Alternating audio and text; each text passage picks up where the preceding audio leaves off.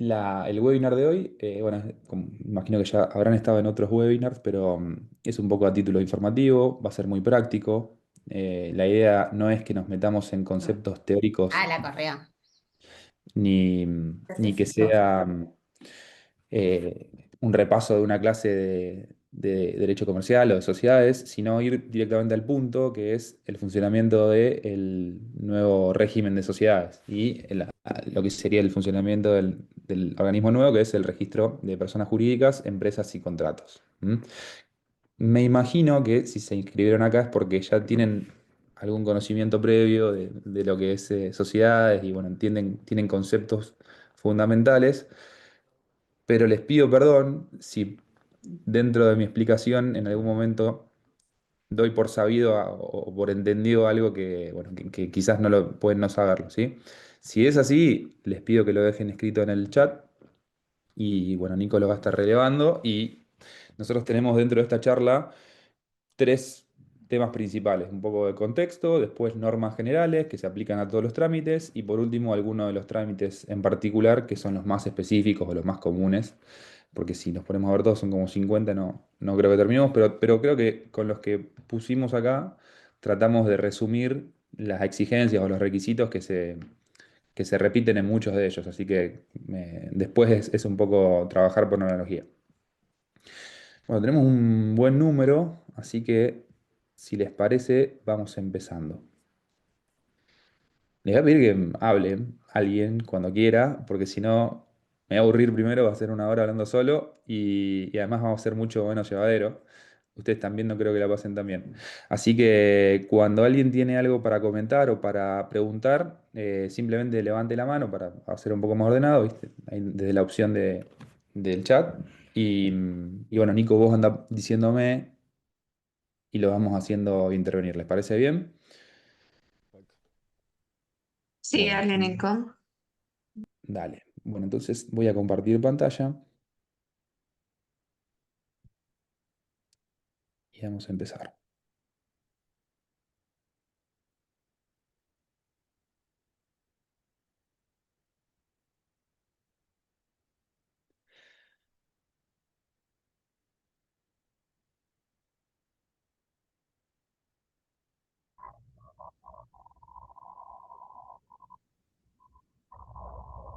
Bueno, como les contaba, el webinar de hoy en realidad surge porque seguramente a muchos de los que están acá le pasó como a nosotros, que se les vino encima el cambio de régimen. Hasta entonces, ustedes saben que en la provincia de Santa Fe, no sé si alguien acá no es de Santa Fe, si no es de Santa Fe puedo dejarlo en el chat, pero en la provincia de Santa Fe, hasta entonces el régimen de sociedades trabajaba con dos organismos, ¿sí? Por un lado estaba la Inspección de Personas Jurídicas, Inspección General de Personas Jurídicas, que era un organismo dependiente del Poder Ejecutivo, y por otro lado teníamos el registro público. Antes se llamaba Registro Público de Comercio y posteriormente se empezó a llamar Registro Público, que eh, lo que hacía era, en ciertos trámites, recibirlos de la inspección y terminar de cumplir con ciertos requisitos o requerimientos y posteriormente inscribirlos. ¿M? Entonces, esa era la forma en que funcionaba el régimen de sociedades hasta hace muy poquito. El año pasado, el 24 de julio, el Congreso Provincial sanciona una ley, que es la 14.276, que lo que hace es diluir el sistema como se venía pensando, que en realidad frente a otras provincias era una desventaja porque la gran mayoría de las provincias tienen un único organismo como el que tenemos ahora, ¿sí? Y bueno, el tema de la digitalización o de la informatización varía mucho de acuerdo con las jurisdicciones, pero la realidad es que frente a otras jurisdicciones, la de Santa Fe estaba un paso atrás justamente por los tiempos, sobre todo, que requiere la doble instancia. Nosotros desde el estudio hemos tenido algún intento de saltear o de poder nada, buscarle la vuelta de evitar en algunos trámites esa doble instancia, pero lo cierto es que como todo aparato burocrático muchas veces terminás cayendo en esos tiempos, lo que insume sobre todo tiempo de respuesta frente al cliente que muchas veces no entiende. cómo puede ser que los tiempos de la justicia sean totalmente diferentes a los tiempos de los negocios.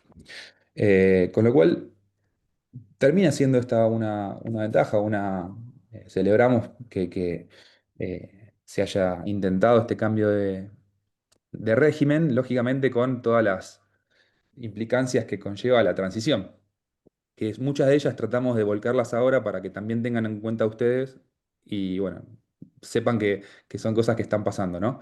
Pero como les contaba, la ley esta, la 14.276, lo que hace es otorga atribuciones a la que entonces era la IGPJ o el organismo que la reemplace y elimina el registro público, que era la dependencia del Poder Judicial, y traslada las competencias al Poder Ejecutivo. ¿Sí? Se modifican además una serie y se derogan una serie de leyes que justamente lo que hacían era regular el funcionamiento del poder, del registro público y también se modifica la ley orgánica del Poder Judicial para hacer esa eliminación. Pero en definitiva lo que hizo fue unir o funcionar hasta entonces dos organismos en uno solo. Este año sale el decreto 1021, que lo que hace es, bueno, crear el organismo nuevo, o sea que la IGPJ pasa a llamarse Registro de Personas Jurídicas, Empresas y Contratos. La realidad es que en cuanto a estructura siguen siendo las mismas personas. Todas las delegaciones de la IGPJ ahora lo que hacen es reunir a las personas en el nuevo Registro de Personas Jurídicas, Empresas y Contratos, RPGEC, y dispone que a partir del 25 de agosto del 2025 entra en vigencia el nuevo régimen, ¿sí? Estuvimos desde la sanción de la ley, o sea, un año y poquito más, en ese veremos de qué pasaba, de cuándo empezaba a regir. Lo cierto es que con una anticipación de más o menos un mes y medio, dijeron, che, bueno, a partir del 25 de agosto empieza a regir el nuevo sistema. Y una vez creado el organismo nuevo, sanciona su propia resolución, que es la 1 del 25, donde aprueba el reglamento general para la tramitación digital. Y ahí especifica básicamente lo que vamos a ver en el webinar de hoy. ¿Qué pasa con los trámites que que caen en la transición? ¿Sí? O sea, ¿qué pasa si yo no terminé un trámite? Yo venía haciendo, por ejemplo, esta inscripción de directorio en el registro público y me alcanzó el 25 de agosto. ¿Dónde queda ese trámite? Bueno, lo cierto es que los trámites iniciados antes del 25 de agosto, ¿sí? Siguen tramitándose dentro del registro público, pero por el plazo de 6 meses, ¿sí? O sea, desde el 25 de agosto y 6 meses más todos los trámites que tenía el registro público, los registros públicos de los distintos lugares de la provincia, siguen tramitando esos expedientes. Desde el 25 de febrero en adelante, los que no se terminaron ya pasan a la RPGEC, ¿sí? ¿Y qué pasa cuando se dan por cumplimentados los requerimientos? O sea, cuando antes se inscribía, ¿sí? Cuando el registro antes inscribía los trámites, ¿qué pasa ahora? Bueno, sale este decreto que acá verán, donde dice, bueno, se cumplieron todos los requerimientos que se necesitaban para este trámite en particular, pasen al RPGEC para que los inscriba. ¿M? ¿Por qué le pongo este signo de advertencia? Porque desde el 25 de agosto que empezó a correr este régimen, todavía creo que ya hemos terminado unos 5 o 6 trámites que nos quedaron pendientes en el registro viejo y todavía ninguno obtuvo el tomo folio y número del RPG. ¿Sí? No sé si a alguien de acá ya le pasó, si alguien tuvo un caso de éxito en el sentido de que ya haya pasado del registro viejo al nuevo y le hayan dado el RPG, el tomo folio y número, pero todavía a nosotros no nos pasó. Y según estuvimos consultando, porque bueno, creo que estamos todos un poco en la misma, la realidad es que habían completado, creo, el 1 o 2% del volumen de casos que estaban en esta misma situación. ¿Esto se entiende? ¿A alguien no le quedó claro? Nico, avísame porque yo no lo estoy viendo, si hay alguna pregunta con esto. Ah, perfecto. Bueno, buenísimo. Bueno, entonces, antes del 25 de agosto siguen tramitándose en los registros correspondientes de los distintos lugares de la provincia y los iniciados después del 25 de agosto se inician directamente en el registro nuevo, ¿sí? Pero con la particularidad de que todo el trámite es digital, es virtual. Y se hace mediante la plataforma de y de Ciudadanía de Santa Fe. ¿Mm? Bueno, vamos a ver ahora las consideraciones generales que se aplican a todos los trámites y al sistema en general, para que sepan que, bueno, hay varios cambios respecto de lo que se venía haciendo anteriormente y hay varias, no quiero decir trampas, porque en realidad son cosas que muchas veces no se prevén en detalle o después de recorrer ciertos caminos te las encontrás, que hemos podido identificar y que probablemente puedan llegar a servirles estas advertencias a algunos de ustedes para después evitar sobre todo tiempos y costos, ¿no?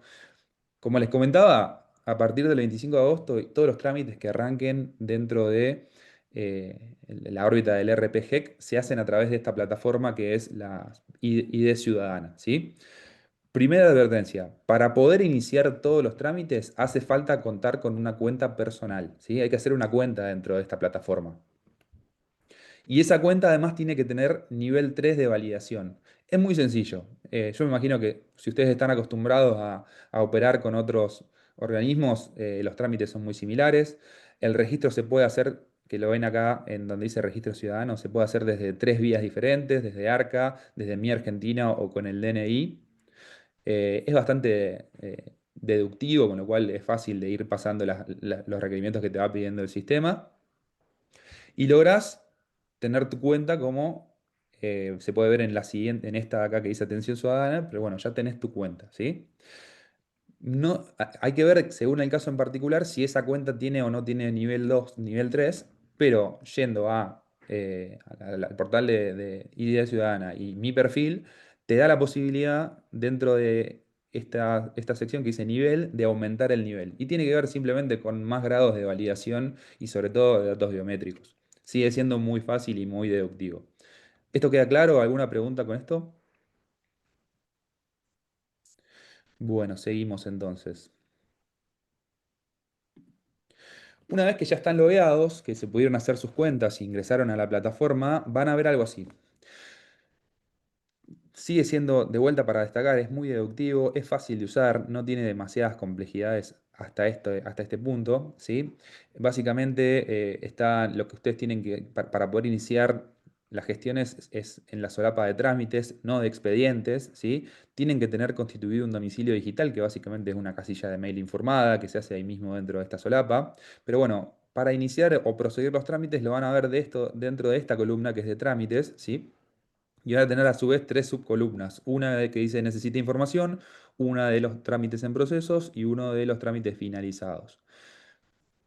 Cuando está dentro de necesita información, quiere decir que la RPG ya tuvo vista del trámite este y te está pidiendo que vos cumplas con algo o adjuntes algún tipo de documentación, ¿sí? Si no hay movimiento, lo vas a tener dentro de en proceso, que es cuando vos ya mandaste el trámite o lo iniciaste y está en espera de que la RPG lo mire y evalúe si cumpliste con los requisitos. Para iniciar nuevos trámites, muy sencillo, desde esta solapa acá de nuevos trámites y también en algunas oportunidades aparece acá arriba, pero es fácil de usar y les va a aparecer cuando quieran iniciar esta página en donde están todos los trámites de la provincia que funcionan con esta plataforma. Entonces van a tener que buscar acá el trámite correspondiente a lo que quieran hacer o la gestión que necesitan hacer, ¿sí? Otra manera de poder llegar al trámite que ustedes necesitan es a través de la web del RPG. No la puse acá el link, pero es muy fácil. Si lo buscan en Google van a encontrar la página del RPG, en donde están discriminados todos los trámites que se puedan llegar a hacer dentro de ese organismo y donde explican también cuáles son los requisitos, o muchos de ellos explican cuáles son los requisitos. Y también te provee un link donde te lleva directamente al trámite específico. Entonces ahí se van a ahorrar tener que buscarlo desde la plataforma. ¿Alguna pregunta hasta acá o seguimos? Sí, Nico, ahí Karina Toro pregunta, dice, para tener la cuenta ID, ¿hay que ser profesional, ya sea No, abogado o contador público? no. Ahora en un ratito, Cari, nos voy a explicar respecto del patrocinio y qué trámites pueden hacer los ciudadanos o necesitan algún tipo de asesoramiento o de acompañamiento profesional. Pero el acceso a la plataforma simplemente con eso, una validación de AFIP o de Mi Argentina o un DNI, pero cualquiera puede hacerse la cuenta. Muchos trámites no necesitan acompañamiento de un profesional. Y tranquilos, o sea, yo sé que acá hay muchos abogados, muchos contadores, pasa como en muchos aspectos de que, no sé, a veces cuando pasa esto primero la IGPJ ya tenía muchos trámites en los cuales no necesitaba el acompañamiento profesional, pero eso no quita que desde el lado, nosotros desde el expertise que tenemos, tanto contadores como abogados, podamos resolver y solucionar problemas que quizá un ciudadano no puede hacer porque no conoce el sistema o porque no entiende la temática. Entonces, quiero llevarles esa tranquilidad. Pasa mucho, por ejemplo, con la parte de propiedad intelectual, en donde el sistema es de libre acceso y cualquiera puede registrar una marca, pero ante determinadas situaciones necesitas la asistencia del profesional, así que quiero llevar simplemente esa tranquilidad. Seguimos con los requisitos generales o los requerimientos generales. Bueno, muchos trámites empiezan con formularios que hay que adjuntar dentro de cada uno de las distintas gestiones que se quieran hacer. Voy a volver para atrás para mostrarles. Una vez que ustedes apretan, por ejemplo, dentro de alguno de estos que quieran iniciar, desliza una serie de requisitos que ustedes tienen que ir completando o adjuntando, como por ejemplo pueden ver acá. Eso incluye formularios que están siempre, ¿sí? Hay muchos formularios que de cierta manera ordenan, pero quiero que sepan que tienen que completar. Y muchas veces al lado de cada uno de los documentos está la palabra requerido, que quiere decir que no podés no completarlo, ¿sí? Para poder avanzar tenés que sí o sí adjuntar algo. El formulario de atención virtual es identificación personal, quién está iniciando el trámite, datos de contacto, en calidad de qué lo hace. La identificación de la identidad tiene que ver con el quid y la razón social de la organización que se está presentando para hacer el trámite. Y depende también de ciertos trámites, puede tener alguna complejidad más en el sentido de que marcar qué es lo que se está pidiendo. Y atención con esto, que también le puso el signo de autorización para realizar el trámite. Ustedes saben que es una práctica muy común que cuando se otorga cuando una sociedad o una asociación civil eh, toma una decisión, lo hace a través de una asamblea y en el mismo orden del día se suele poner el poder a favor del contador o del abogado para que realice las gestiones tendientes a la inscripción del trámite. Pero muchas veces no se hace, porque no sé, la práctica no está incluida dentro de la empresa, y simplemente queda lo que se tomó, la decisión que se tomó dentro del acta de asamblea. Bueno, en esos casos es necesario, cuando no se incluye el poder dentro del acta de asamblea, es necesario hacer una autorización aparte. Y esa autorización tiene que adjuntarse.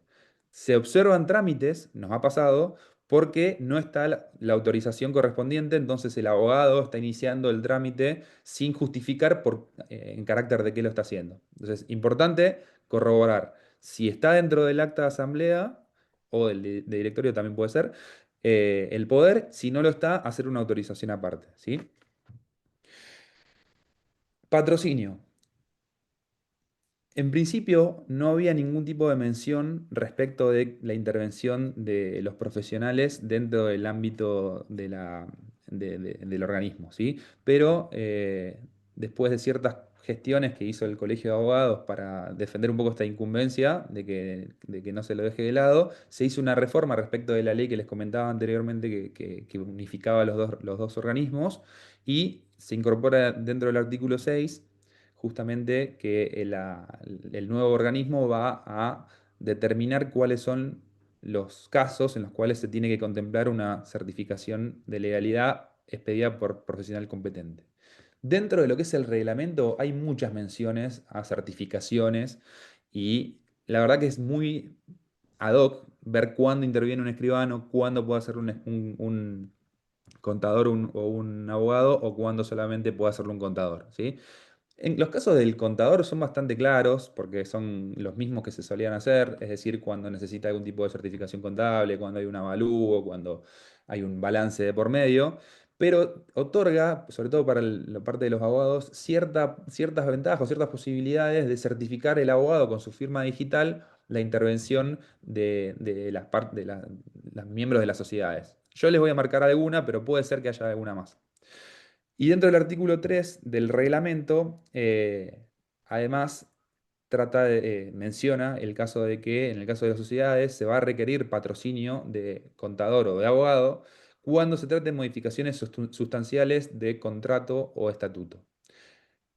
Y con esto también les hago un paréntesis. Dentro de la plataforma no aparece puntualmente el requerimiento del patrocinio.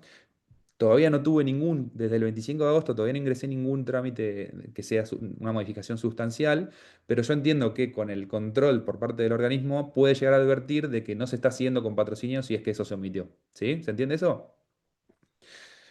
Em, entonces, ¿cuáles son estos casos de modificaciones sustanciales?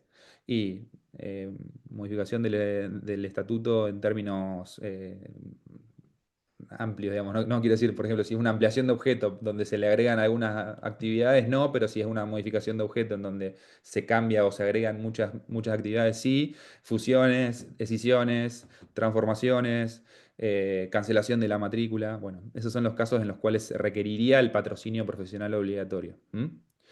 Bueno, básicamente los que permiten el ejercicio del derecho a receso por parte de alguno de los socios. Nico, ¿cómo venimos? Perfecto. Tenemos una pregunta de Patricia Gio. Sí, Dice, buen día, consulta. ¿Esa clave ID es personal de cada profesional? ¿Cómo haría yo para proceder con las claves personales de cada profesional patrocinante? es personal. eh, no te entiendo. Pato, si querés, hablame, así te entiendo bien la pregunta. No sé si es que cuando vos te presentás en nombre de alguna empresa,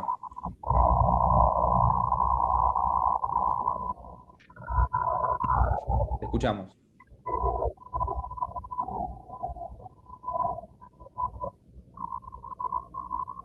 Bueno, te respondo según lo que entendí. Cuando vos te presentás dentro de alguna empresa, es muy fácil. Simplemente dentro de este formulario de identificación de identidad, Nico, vos ponés. disculpa. Ah, No, sí. se ve que no me funciona ahí Ah, está el bien. micrófono. Em, la pregunta, viste que yo hago los trámites de acá del estudio Sí, y con el patrocinio o de Alejandra de Ganís o de Sandra Acevedo. sí. No sé cómo hago yo. Si ese ID es personal, tengo que entrar para verificar los trámites con la clave de ellas personales. Exactamente, sí. Sí, respecto de que el profesional que está iniciando el trámite, vas a consultar el estado del trámite. No vi por lo menos una función en la cual vos puedas entrar como visitante.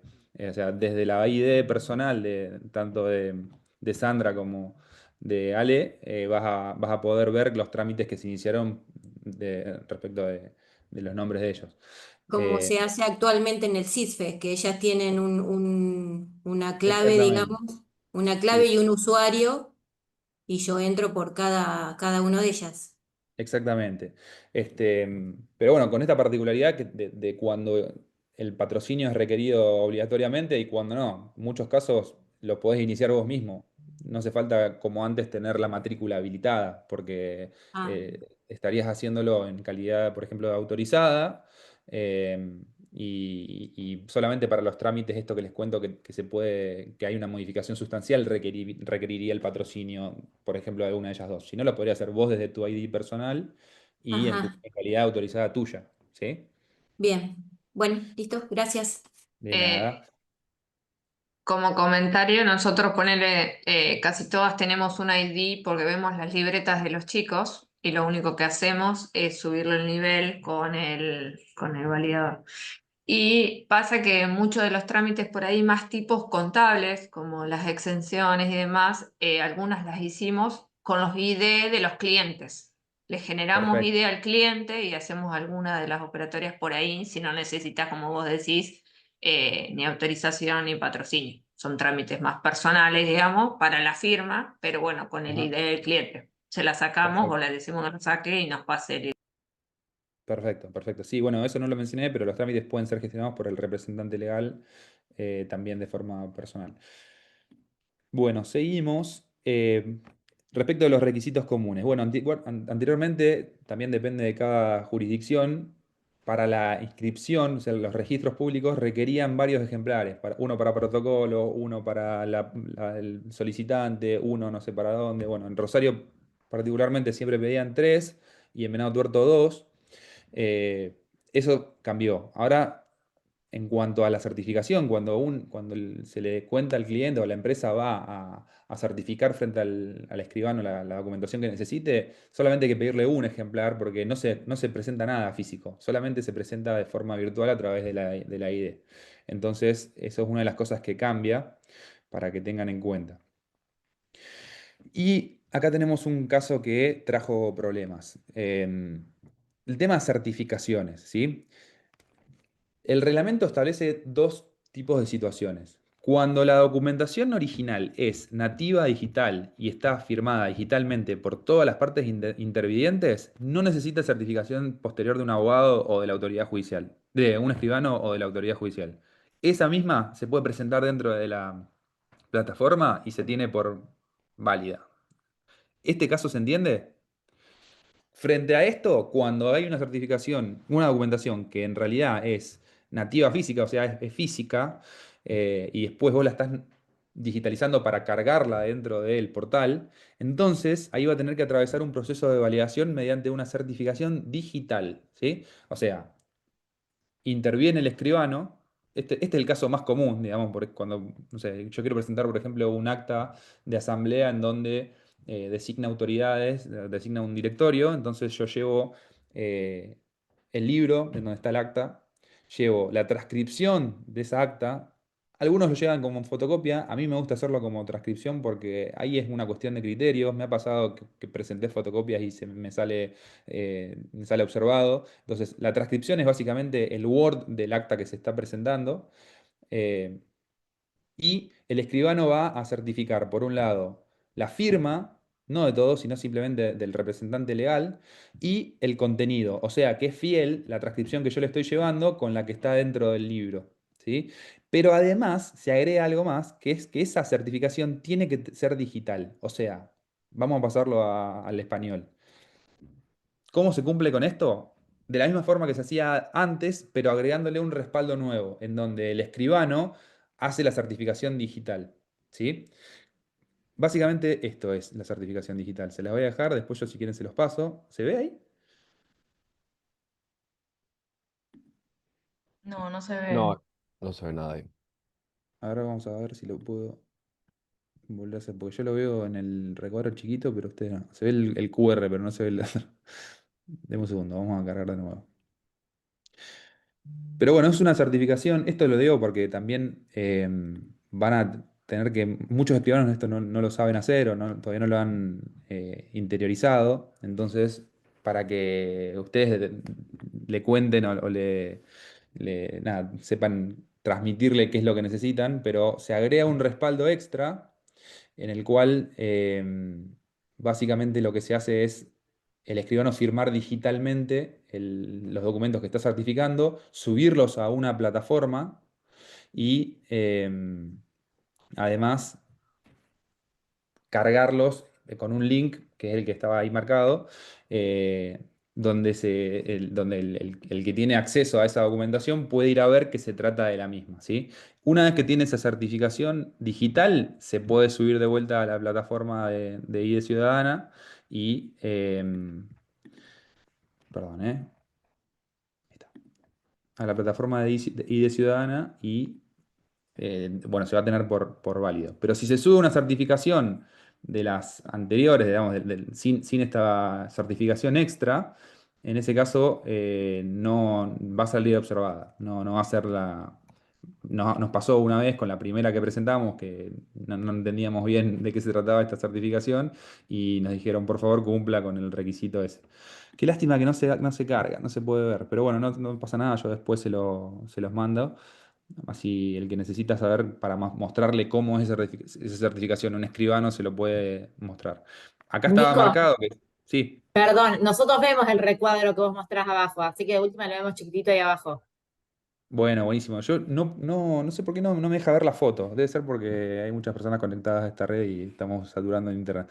Pero bueno, en el recuadro acá está las firmas digital del escribano y en el de abajo está el link a donde te lleva para que vos puedas contrastar de que esa certificación corresponde a ese documento. Y acá en este QR es el instructivo para que el escribano sepa cómo se hace.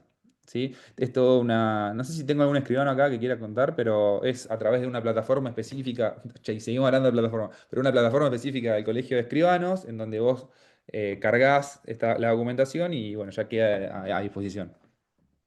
Entonces, si necesitan transmitirle a algún escribano cómo se tienen que hacer las certificaciones, le mandan esta slide y dicen, mira, acá tenés el modelo de certificación digital, ahí tenés el instructivo y cualquier cosa, preguntarle al colegio de escribano. Bueno, ¿hasta acá alguna pregunta? Sí, Nico, hay una de Ángela. Dice, ¿cómo es la certificación digital por vía judicial? No, bueno, en realidad hay algunos casos, no todos, pero hay algunos casos en los cuales se permite que la certificación sea no por parte del escribano, sino por alguna autoridad judicial. O sea, presentarte en alguna oficina de certificaciones o algún juzgado de pequeñas causas dependiente del Poder Judicial y que esta certificación digital la haga un funcionario judicial. Yo no probé todavía porque me parece que va más lento incluso, o sea que me parece que si yo llego este requisito, este requerimiento al Poder Judicial, voy a estar hablando un poco en chino. Entonces, si alguien ya lo hizo con alguna autoridad del Poder Judicial, cuéntenos, así vemos si es viable y lo empezamos a usar también. Ángela, ¿te quedó claro? Sí, sí, perfecto. Buenísimo. Bueno, seguimos con requisitos comunes. Muchas declaraciones juradas. Van a ver en los distintos trámites que se requieren declaraciones juradas en las declaraciones juradas. Algunas que ya solíamos manejar y algunas que son nuevas y que se crearon ahora. Vamos a mencionar rápido. Las de personas expuestas políticamente, siempre. En todos los trámites se requiere, algunas veces solamente del representante legal, a veces del representante legal y los socios, sobre todo en las sociedades de personas.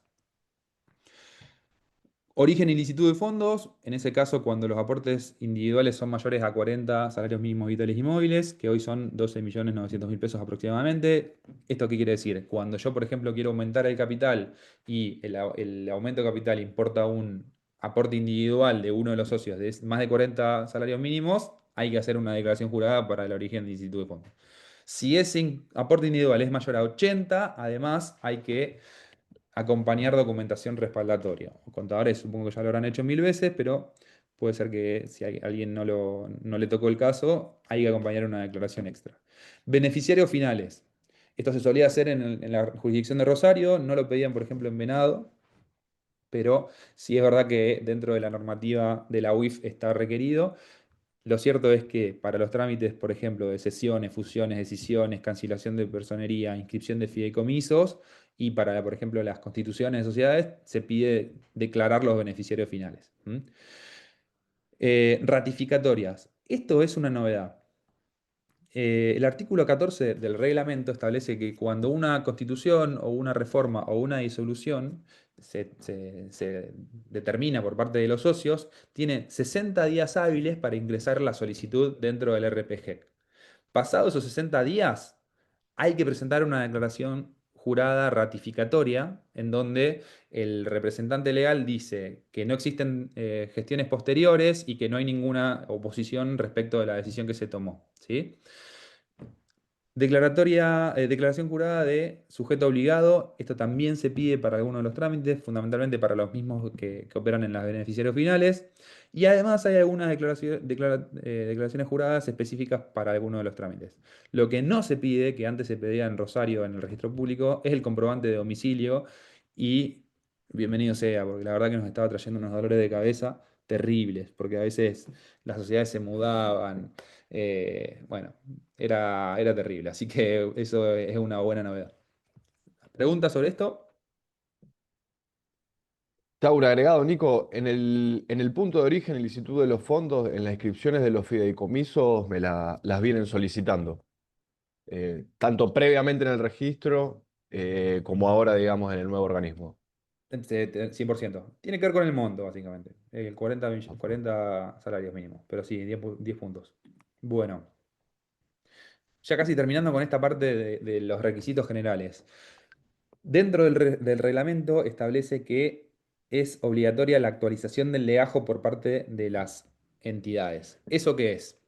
Que hay obligación de inscribir el instrumento constitutivo y las modificaciones, obligación de presentar los estados contables de forma anual, pero les puse el signo de advertencia porque, a diferencia de lo que venía pasando en la IGPJ, donde también la SAS presentaba balances, ahora está específicamente establecido que solamente deben hacerlo la sociedad anónima y la sociedad comandita por acciones. Conclusión, ustedes saben que a mí me encanta la SAS, pero ya no nos queda otra. Ahora hay que hacer SAS, dejémonos de pensar en otra. Así que, bueno, la SAS no necesita presentar balances de forma anual.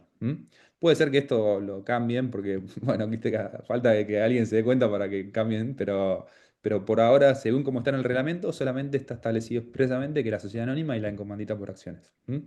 Además, tiene que estar actualizada la composición de los órganos de administración y de fiscalización, es decir, los directorios, es decir, para las asociaciones civiles, las comisiones directivas, para las fundaciones, los consejos de administración, siempre tiene que estar actualizado. Y los órganos de fiscalización, si es que se tienen, ¿no?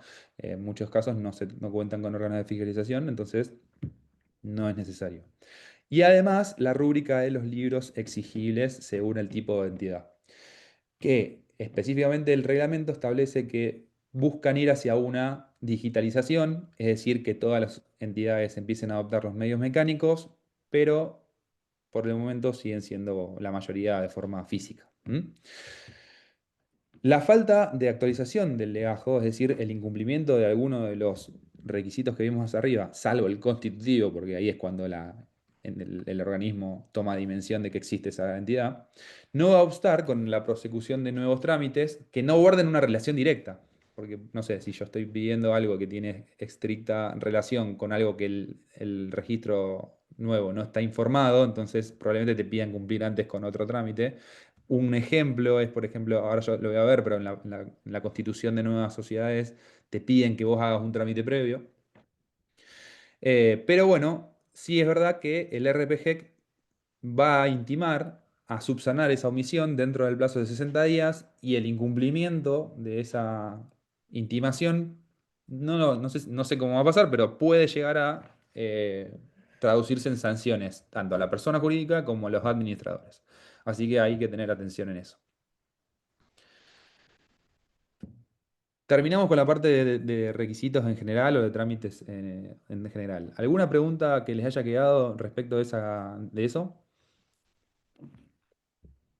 Sí, ahí preguntó Luciano, Nico. Dice, en caso de iniciar un trámite, ejemplo, inscripción de autoridades, y la empresa no tiene actualizados los balances, ¿te solicitan la actualización de todos ciertos periodos? ¿Cómo era Muy antes con buena. los últimos 3 balances y demás? Y muy buena, Lucho. La verdad que todavía no lo sabemos. Pero hasta entonces se pedían los últimos tres. Ahora no sabemos el criterio. La IGJ de Buenos Aires, por ejemplo, pide todos. Todavía no sentaron una postura. Esperemos que siga siendo como antes. Pero apenas... Bárbaro, Nico. ¿Eh? Bárbaro, bárbaro. Sí, porque siempre tenemos el caso de que clientes que no tienen actualizado el legajo de balance y demás, y que antes solamente lo inscribíamos en el registro público y se inscribía Claro. la autoridad y obviamente no pasaba la IGPJ, pero bueno, ahora con esto es simplemente para aclararle a los clientes cuando soliciten este tipo de trabajos. 100%. Sí, está bueno también saber que si, por ejemplo, el caso más común de todos, se me vencieron las autoridades, el banco me lo está pidiendo y no puedo operar. No presenté ningún balance. Bueno, queda tranquilo. Las autoridades van a prosperar. Específicamente te dice, che, este trámite va a salir, pero probablemente te van a salir la intimación para que cumplas con el trámite de los balances. Lo que no sé todavía es si son todos o si son los últimos tres. Veo que Lucy dice a partir de cuándo las SAS no presentan el balance. Si tenés algún balance anterior. Mirá, Lucy, yo creo que ya no tienen que presentar más. Yo creo que ya no tienen que Porque nos presentar más. pasaba, viste, que los clientes no nos aceptaban los honorarios para hacer la presentación y nos empezaban a quedar pendientes los anteriores. Por eso consulto. Que se Porque queden nos tranquilos quedan los varios clientes de porque ahora clientes no te lo que... van a pedir más. Así que, por lo menos eso es lo que dice hoy el reglamento. Está específicamente mencionado que son esas dos sociedades. Eh, Nada, es Ya que está también... Nico, te consulto para el tema de las asociaciones, el balance es nativo, digamos, no necesita una certificación digital porque ya viene con una oblea y una certificación del consejo. Eso Ahora era justo una voy de a las ver. dudas. Ahora les voy a mostrar el tema de balances, pero a partir de entrar en vigencia de este organismo, todos los balances que se presentan tienen que ir con la oblea digital. No se permite más el ejemplar físico. Ah, bueno, ¿Mm? porque claro, nosotros de las asociaciones en general eran todos físicos. Recién este año empezamos con las certificaciones. A ver, esto es mi opinión, pero si no está la posibilidad de hacerlo, hay que presentar lo que uno puede. Entonces hay que vos mismo que salga la iniciativa de darle opciones al registro. En el caso ese, me decís, che, mira, no puedo, no puedo, no puedo, no puedo. No hay forma de que consiga la certificación digital. Bueno, dale la certificación física, hacela pasar por escribano, que constate que, o sea, buscarle vos la alternativa y proponérsela, y después, bueno, está mucho de ahí el argumento de ir a presentarte en el organismo, charlarle, explicarle, y bueno, suelen ser receptivos. Pero bueno, es simplemente mi experiencia. ¿Mm? Bueno, ahora Pato, yo voy a los trámites en particular, uno de ellos es balances, así que no se preocupen que seguimos con eso. De respecto de trámites o requisitos en general, ¿alguien le falta algo, le queda alguna consulta, algo que quieran hablar? Bien, entonces seguimos. Vamos con primer trámite, constitución. Hay una modificación bastante grande respecto de lo que venía siendo el viejo sistema, que por lo menos Lucy, te veo que hemos tenido muchos problemas nosotros, sobre todo en Venado, porque con el tema de los nombres. Bueno, ahora específicamente se requiere una reserva de denominación. Esto pasaba en muchas jurisdicciones. Por ejemplo, no sé si en la IGJ, pero en Entre Ríos te piden la reserva de denominación. Es un trámite que se hace independiente, en el cual vos contás o le dejás tres opciones en donde vos incluso le estableces la preferencia y el organismo te devuelve la reserva de un nombre durante el plazo de 30 días. Si no conseguiste, no te mandaron la documentación antes de esos 30 días para poder iniciar el trámite, hay un otro trámite que es la prórroga de esa reserva donde se te da por 30 días más. ¿Mm? ¿Tengo la reserva de denominación? ¿Tengo toda la documentación firmada por los socios? Bueno, empezamos, te vas a la página de ID, abrís el nuevo trámite que dice Constitución y vas a empezar a completar todos los requisitos que se te van pidiendo, que son los siguientes. Formularios correspondientes, iniciación de trámite, como les contaba, identificación de la sociedad, identificación de los socios. Ahí también te va a pedir que pongas el objeto, te va a pedir que pongas el cierre de ejercicio, te va a pedir que pongas los aspectos fundamentales de cualquier sociedad, las que por ejemplo son las que se publican después en el edicto. Te va a pedir que acompañes con las certificaciones debidas, como lo vimos antes, el instrumento constitutivo y el estatuto o el contrato social, depende también de qué tipo de sociedad sea, en donde esté el estatuto, esté la sede, esté la designación de autoridades, para tener en cuenta cuáles son los capitales mínimos, la SAS 2, salario mínimo vital inmóviles, la SRL 10, salarios mínimos vitales inmóviles, y la sociedad anónima 30 millones de pesos. ¿Mm? Al día de hoy, ¿en qué te repercute esto? Fundamentalmente en el tema del pago de la tasa y mínimamente o secundariamente en el tema del depósito de garantía. Ahora voy a explicar por qué. Antes era al revés, era muy difícil hacer el depósito en garantía porque tenías que llevar 7 millones y medio en efectivo al banco. Ahora tenemos una alternativa. Hay que presentar también dentro de la plataforma el texto de la publicación. Ustedes saben que antes las publicaciones siempre las hacía el profesional que iba al Banco Santa Fe y hacía la publicación de edicto. Ahora en algunos trámites la sigue haciendo el profesional, pero en otros, como en este, vos le dejás el texto de la publicación y la hace la misma RPG. No explicaron nada de cómo son los costos, pero entiendo que si no piden estará incluido dentro de la tasa. Hay que tramitar por separado los informes de antecedentes concursales, con lo cual, para tener en cuenta, antes de presentar el trámite vas a tener que sacar los informes concursales previos de socios y administradores, y si tenés también órgano de fiscalización. Acordarse del tema de autorización que vimos antes, si está dentro del instrumento constitutivo bien, y si no hay que hacer una autorización por afuera. Y acá es otra novedad.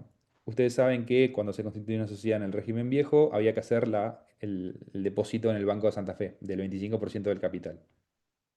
Esa opción todavía está, se puede hacer, pero Esto está para las sociedades anónimas, pero de vuelta, como hablábamos antes, si usted creo que si lo llevan en una SAS o en una SRL, no deberían decir que no, pero está la opción de presentar una declaración jurada por parte del administrador, con firma certificada, lógicamente, en la cual dice que abrió una cuenta personal el administrador, que se le hizo el depósito a esa cuenta, o sea, se le transfirió, y creo, no me acuerdo bien, pero creo que también hay que acompañar una constancia de esa transferencia. Es decir, en vez de tener que ir con los 7,5 millones al banco en efectivo, que a veces es un dolor de cabeza, podés hacerle una cuenta bancaria al administrador, hacer una transferencia de 7,5 millones, que incluso después se le puede llegar a restituir a la sociedad.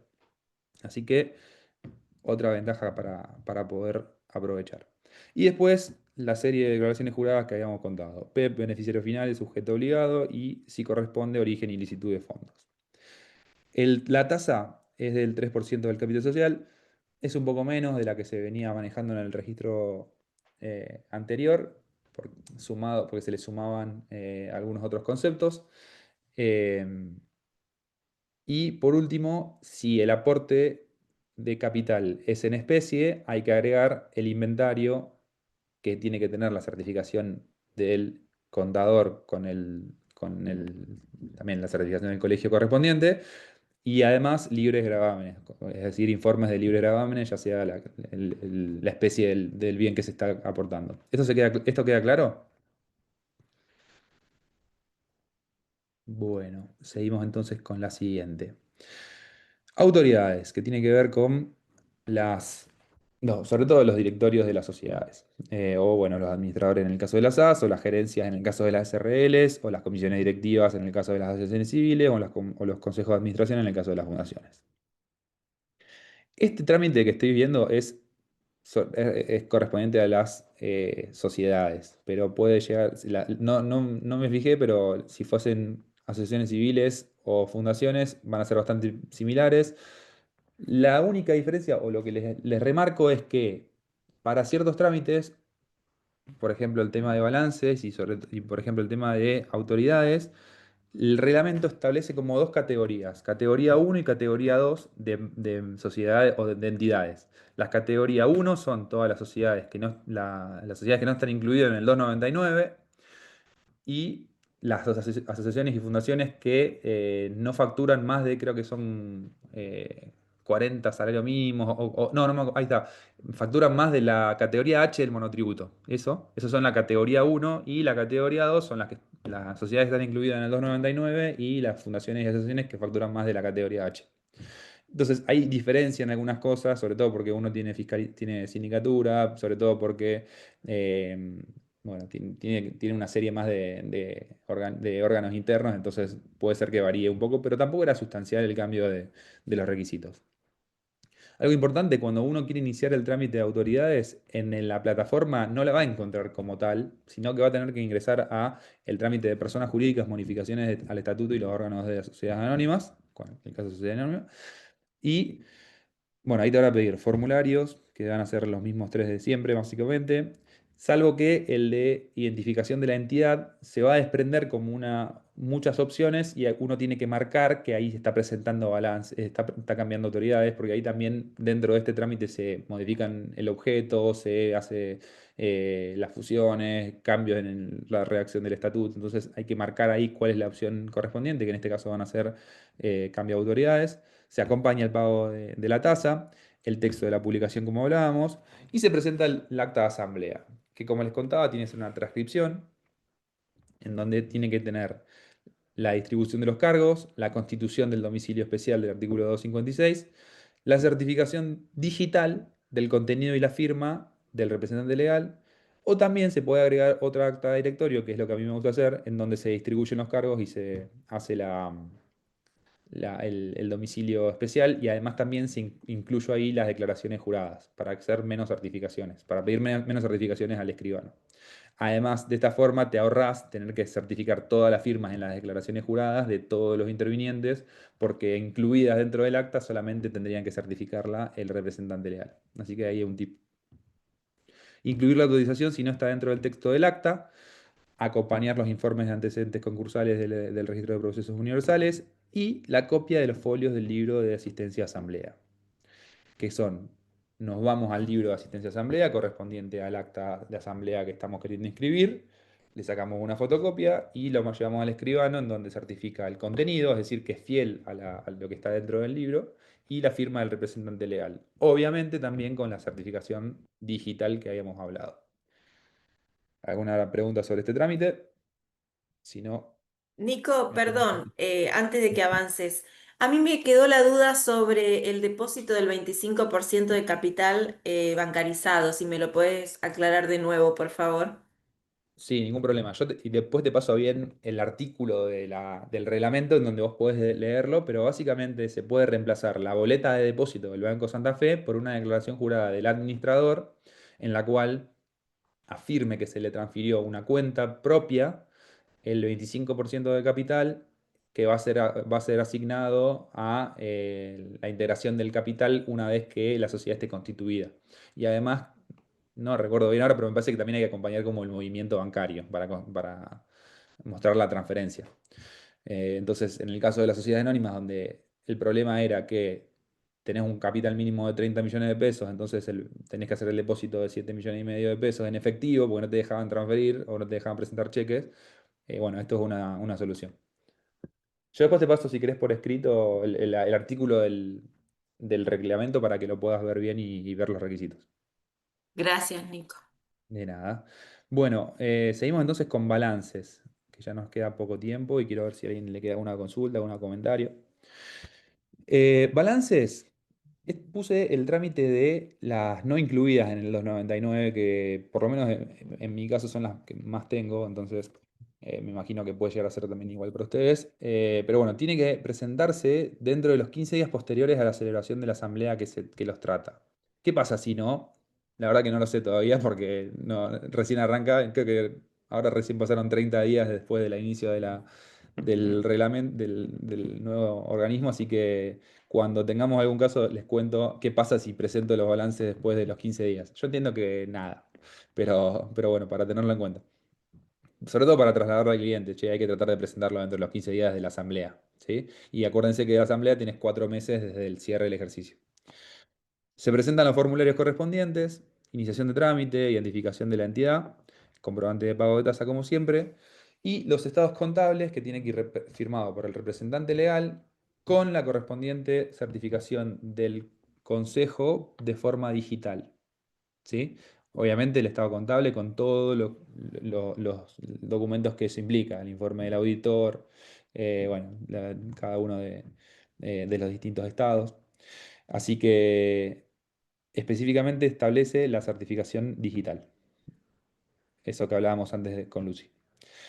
Además, memoria, que tiene que estar firmada por el representante legal. Muchos balances lo tienen incluido dentro de los estados contables, o sea que la memoria está dentro de los estados contables. Yo lo que hice en las que estoy presentando hasta ahora es dentro del PDF extraerlo y lo presento también porque creo que está marcado como un requisito obligatorio, así que se lo dejo 2 veces.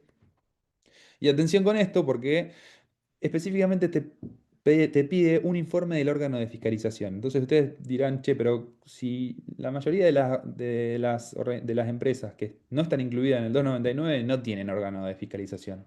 Bueno, yo lo resolví presentando el acta de asamblea, porque se entiende que si la fiscalización está en cabeza de los socios, yo presento el acta de asamblea que aprueba los balances con los requisitos que habíamos hablado siempre, y eso estaría cumpliendo con ese requerimiento, ¿sí? No me salió la respuesta todavía, así que todavía no le puedo contar si es lo que piden o no. Pero lo cierto es que muchas organizaciones, muchas empresas no tienen un órgano de fiscalización y, bueno, este requerimiento hay que cumplirlo obligatoriamente, entonces la vuelta que le encontré o la forma que encontré es esa. Si fuese que tiene sindicatura, se presenta el informe de la sindicatura correspondiente y bueno, vamos a ver qué es lo que dicen. En principio, si esta no fuese la forma, no habría que presentar el acta de asamblea, ¿sí?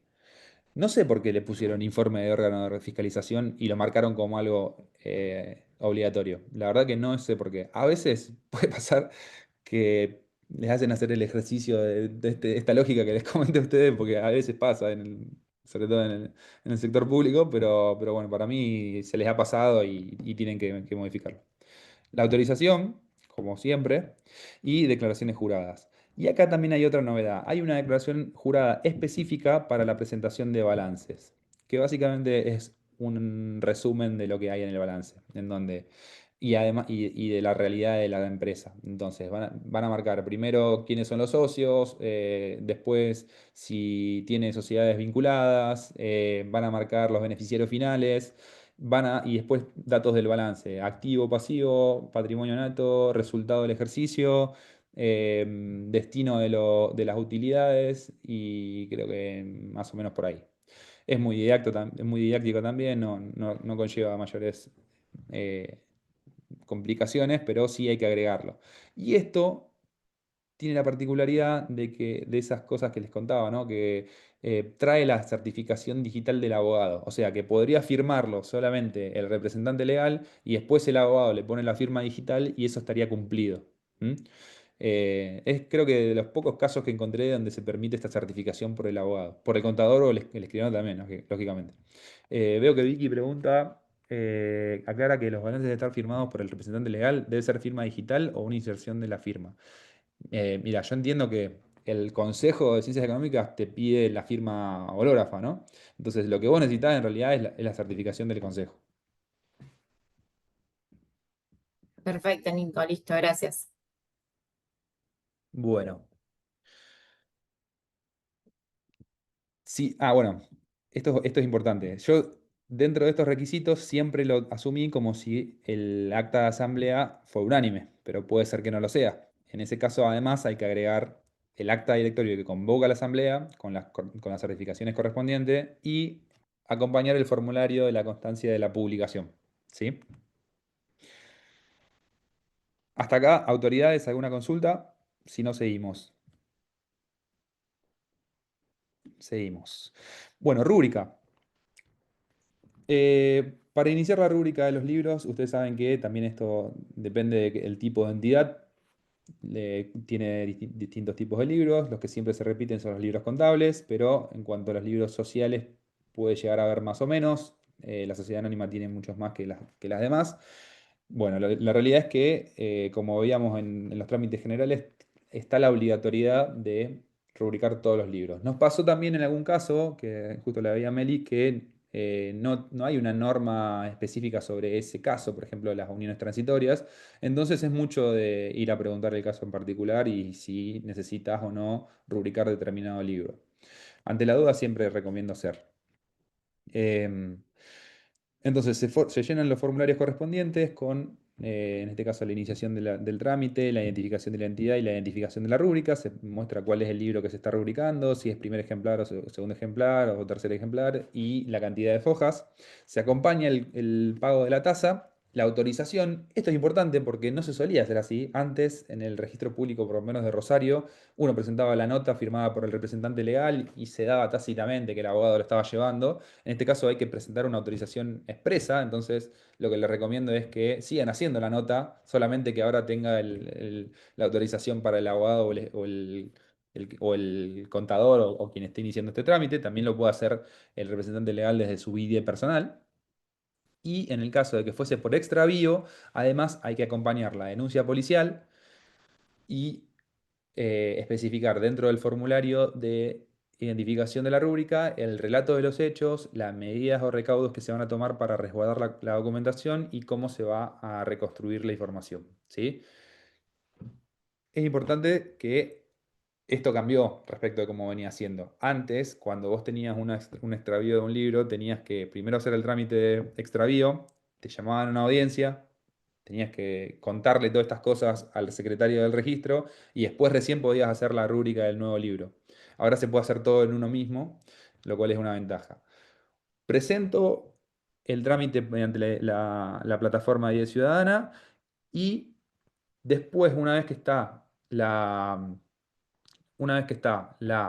eh, el trámite cumplido, te van a convocar, te van a mandar un mail desde la RPGEC en donde te convocan para que vos lleves el ejemplar nuevo y si existen ejemplares viejos. Supongo que se los dejarás unos días y te los mandarán de nuevo ya rubricados. Pregunta Ángela, en el caso de transformación con libros anteriores, ¿hay que hacer alguna habilitación? Y yo entiendo que sí, no me puse a ver el trámite de transformación en particular, pero yo entiendo que una vez que vos cumplís con los requerimientos del trámite de transformación en sí mismo, te van a pedir hacer la adecuación de la rúbrica de los libros. Nico, ¿cómo es el tema de la reconstrucción de la información que piden en el extravío? Bueno, esto va a depender mucho del caso concreto porque hay veces que no podés reconstruirlo. Lo que sí vos tenés que hacer es contarle al órgano cómo lo pensás reconstruir. Bueno, a partir de registros informáticos, a partir de las copias de las actas que nos quedaron en las computadoras. Contar, básicamente informar cómo es que vos pensás reconstruir la información. ¿Mm? Eh, en todos los trámites de extravío que he tenido, en ningún momento me constataron de que la información estaba realmente reconstruida, sino que simplemente una vez cumplido con el requisito te sacan la nueva rúbrica y después vos ves cómo lo haces para reconstruir, ¿sí? Bueno, seguimos. Ya me queda uno solo, que es el de reforma. En el caso de las reformas, los formularios correspondientes, iniciación, de identificación y del trámite, es el mismo trámite en la plataforma que para las autoridades, acuérdense que se usa ese, ¿sí? Entonces, además de acompañar el pago de la tasa, de dejarles la publicación que va a ser el requisito, el registro de los edictos, se acompaña a la asamblea con la certificación digital de contenido y firma del representante legal. Se acompañan las declaraciones juradas, que acuérdense que se pueden incluir dentro del acta. Se acompaña la autorización, si es que no está dentro del acta. Se acompañan los informes concursales del RPU. La copia de los folios del libro de asistencia de asamblea, como les conté en el caso anterior. Y además se acompaña una nota explicativa, que eso se venía pidiendo antes, en donde el representante legal presenta a la entidad y cuenta cuáles son las reformas que está teniendo el texto del estatuto. Eh, Eso confirma, no dice nada. Yo creo que aprovechando que van a hacer un montón de certificaciones y bueno, para no tener una observación, yo lo pediría que sea certificada. Y el texto ordenado, que el texto ordenado es el estatuto en limpio, ¿sí? Con las modificaciones ya incorporadas. No hace falta el encabezado, donde dice, por ejemplo, en la ciudad de Rosario va a los 3 días del 2021. Bueno, eso no. El texto ordenado arranca con el articulado directamente, ¿sí? Y eso va con la firma del representante legal certificada. Si no fue unánime, se acompaña el acta directorio que convoca y el formulario de la constancia de la publicación.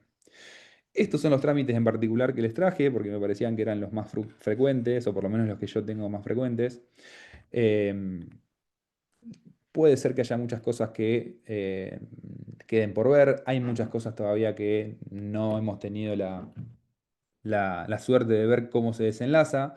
Eh, Como alertas, les repito, estamos en una etapa de transición. Están ellos mismos viendo, acomodándose cómo están funcionando. Entra un expediente y puede pasar a un inspector de cualquier lado de la provincia, entonces eso implica que haya diferentes formas de trabajar. Y, y bueno, la realidad es que hay que tener un poco de paciencia por el momento para, nada, para que todo el mundo encuentre su lugar y vayan acomodándose los momentos, sobre todo. Paciencia, sobre todo con los trámites que quedaron ahí en el limbo ese que nos pasó a nosotros, de que terminaron en el registro y la RPG tiene que asignarles el tomo, folio y número. Lo que no dije que está bueno es que el trámite termina en el registro viejo, o sea, el registro viejo dice que está cumplido los requisitos, manda las actuaciones al RPG para que les dé el tomo, folio y número, y la RPG vuelve a mandarlo al registro viejo para que salga en casillero, si se quiere. Entonces, bueno, eso todavía no pasó. Estamos esperando que pasen los primeros. Así que un poco de paciencia desde ese lado. ¿Alguien quiere comentar algo? Eso, Nico, quería hacer un agregado en los trámites, digamos, que se iniciaron en el viejo registro público. Fueron a persona jurídica para la inscripción. Vuelven al registro público, deberían figurar en el CIFE como inscriptos, digamos. O sea, debería Exactamente. figurar en movimiento y ahí es donde vos te vas a enterar que está inscripto el trámite en cuestión. Por CIFE, exactamente. De Correcto. hecho, miren esto. En los primeros, creo que el 29 de agosto terminé un trámite, ¿sí? Ya había entrado en vigencia el nuevo. En el CIFE aparecía inscripto, pero no estaba, no lo podía buscar. Fuimos al registro a pedirlo y dice, no, no, ahora pasó al RPG. Bueno, en el RPG nos dijeron, bueno, esperen porque ya le vamos a avisar. Y después, en el CIFE empezó a aparecer de vuelta en trámite. O sea, que parecía inscripto, después aparecía en trámite, rarísimo, ¿no? Que había pasado. Ahora ya los que están en esta situación aparecen directamente, siguen como si fuesen trámite. Pero bueno, ese es el caso, esos son los casos que más demora están teniendo. Respecto a los trámites nuevos, ya están respondiendo y ya hemos terminado algunos, me parece. Nico, sobre todo, me parece que vos ya terminaste algunos. Yo presenté todo, pero todavía estoy esperando resolución. Pocos, muy pocos. Así que espero que les haya servido. No sé si queda alguna pregunta, lo que necesiten. Nico, Sí, Gary. una consultita. Nos pasa que a veces cuando tenemos que inscribir una sociedad, presentábamos los papeles y teníamos una en estos casos ahora, emite algo como para llevar después a DGI y mostrar que estamos en proceso de inscripción en el registro público, bueno, en el nuevo organismo. O sea, no emite más decretos ni dictámenes como venía pasando en la IGPJ y en el registro. Lo que sí emite son comunicaciones, pero que son mails, donde te dice, te falta esto, o tenés que presentar tal cosa. Tener que juntar las capturas de pantalla del sistema. Eh, y sí, lo que no mencioné es que se puede pedir turnos para atención personal desde la misma IDE, desde la misma plataforma, en donde pedís que te atienda alguien, ¿sí? La realidad es que este mes es un caos, entonces nadie sabe mucho cómo sigue, cómo evaluar, o sea, hay que esperar un poquito más, tiene que acomodarse las fichas todavía. ¿M? Y recién después, cuando está terminado el trámite, ahí se te mandan, en realidad no, vos podés descargar por la plataforma la documentación ya inscripta con la firma digital del inspector. Olvídense de la parte de papel. Ok, gracias por eso, Nico. Y entiendo que es que obviamente imposible de determinar, pero antes, viste que las sociedades anónimas, al tener doble organismo por el cual lo controlaba, obviamente el tiempo para, por ejemplo, estimar uno con clientes. ¿Cuánto tiempo tardaría en condiciones normales de inscribirse? O sea, ahora estamos en un caos, ¿no? Una Sí. SRL, o sea, hoy por hoy pienso que con este nuevo sistema, una SA o una SRL se inscribe más o menos en los mismos plazos, pero imposible determinar cuánto tardaría en salir. Mira, yo creo que incluso en el caos de hoy debería tardar menos, porque vos haces todo antes. Entonces, en el viejo sistema, vos para inscribir por ejemplo, una sociedad anónima tenías que primero pasar el control de la IGPJ, donde te observaba una coma, una frase y lo que sea. Eso te llevaba meses, a veces no, semanas, pero hasta que agarraban de vuelta tu expediente, te lo revisaban, te aprobaban, le daban la aprobación de IGPJ y te decían, bueno, pase al registro. Ahí te comías una semana y media más o menos hasta que escaneaban lo último y lo pasaban al registro. El registro abría el expediente y vos te sacaba el primer decreto. Te pedía que presentes las cosas, te comías un mes más. Entonces, tenías de entrada una sociedad anónima a 2 meses más o menos. Ahora, teniendo la posibilidad de vos presentar todo de antemano y que el RPG solamente tenga que hacer el control de legalidad del texto, yo entiendo que ya le ganaste un montón de tiempo. Entonces, yo entiendo que ya en el caos de hoy es más fácil, es más rápido, ¿sí? A diferencia de la SRL, la SRL como solamente entraba por el registro, era más rápido. ¿M? Hoy creo que la SRL hubiese sido más rápido en el viejo sistema que en el nuevo.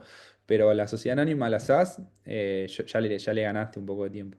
Y lo que aspira el registro nuevo es incluso otorgar el quit. Entonces, hay toda una tendencia, y incluso uno de los principios que se mencionan es el de celeridad. Yo creo que buscan hacerlo rápido, incluso por un tema de competitividad frente a otras jurisdicciones que las sociedades salen en pocos días. Entonces, la tendencia es hacia mayor rapidez. La realidad es variable, depende del tipo societario. Alguien preguntó algo en el chat que vi. La SRL siguen pidiendo vista lápiz. ¿En qué casos, Patri? ¿En los casos de aumento de capital? O sea, sesión de cuotas. En las sesiones de cuotas la pedían. O sea, que no me fijé, pero sí, debe seguir haciéndose.